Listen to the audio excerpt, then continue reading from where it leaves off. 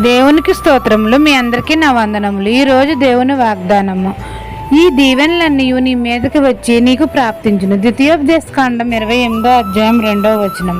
మన దేవుడైన యెహోవా మాట మనం అందరము శ్రద్ధగా విని వాటిని గైకొనని ఎడల తండ్రి దీవెనలన్నీ మన మీదకి వచ్చి మనల్ని ప్రాప్తిస్తాయి అని మనల్ని దీవిస్తున్నారు. తండ్రి మనల్ని భూమి మీద ఉన్న సమస్త జన్మల కంటే మనల్ని హెచ్చిస్తాడు. మనం పట్టణంలోనూ దీవించబడదుము, పొలంలోనూ దీవించబడతాము. మనం లోపలికి వచ్చినప్పుడు దీవించబడతాము, బయటకు వెళ్ళినప్పుడు దీవించబడతాము. మన గంపయు పిండి పిసుకు తొట్టియు దీవించబడతాయి. మన కొట్లలోనూ మనం చేయు ప్రయత్నంలన్నిటిలోనూ మనకు దీవెన కలిగినట్లు యెహోవా ఆజ్ఞాపిస్తాడు. ఇవన్నీ మన దేవుడైన యెహోవా మాట విన్న ఎడల ఈ దీవెనలన్నీ మన మీదకు వచ్చి మనకు ప్రాప్తిస్తాయి. ఈ దిన వాగ్దానం మీ నా జీవితంలో నెరవేరాలని కోరుకుంటూ దేవుని సువార్త పరిచర్యలో మీ సహోదరి. ఆమెన్.